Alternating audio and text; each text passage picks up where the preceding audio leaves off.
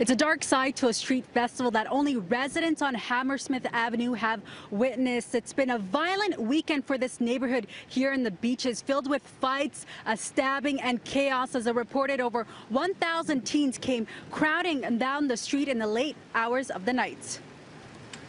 We saw some guy who had been stabbed. He was bleeding and the police was trying to help him. Bloodied latex gloves sitting curbside. This is what's left over from what residents on Hammersmith Avenue say is a dark side of the annual Beaches International Jazz Festival. There was a fight that occurred just down the way there, and that's the first time I've seen, that level of aggression.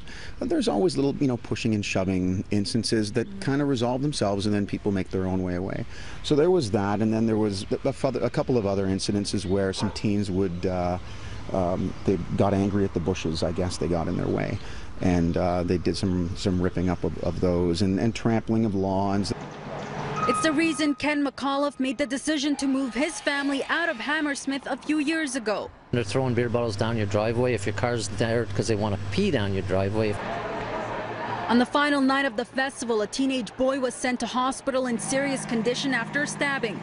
Paramedics say they also transported one female to hospital.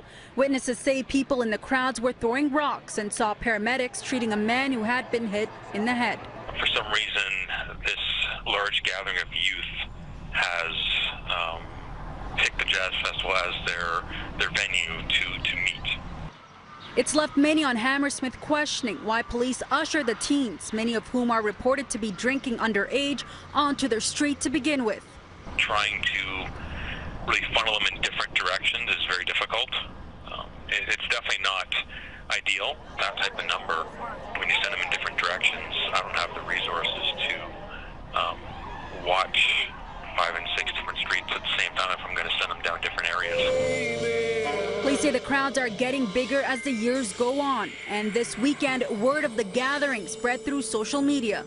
They say Friday night was the biggest turnout they've received. About 32 cops and around 20 auxiliary officers assist with the Jazz Festival throughout the area, and resources are strapped, though 55 Division says it has enough officers on the streets to ensure it's safe.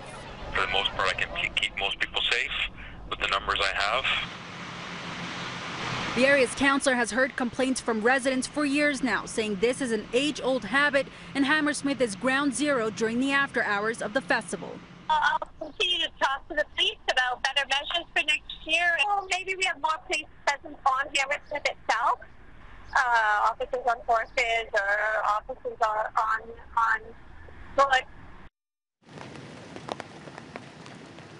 And some of the residents tell me they are still hoping to meet with police and the area's council just to come up with some other possible solutions. Now, the big crowds start to gather at the Max right across the street on Queen Street East before they get ushered down Hammersmith. And in the past, the area's councillor tells me the store owner has tried to shut down his store a bit earlier on, but that really didn't make a difference.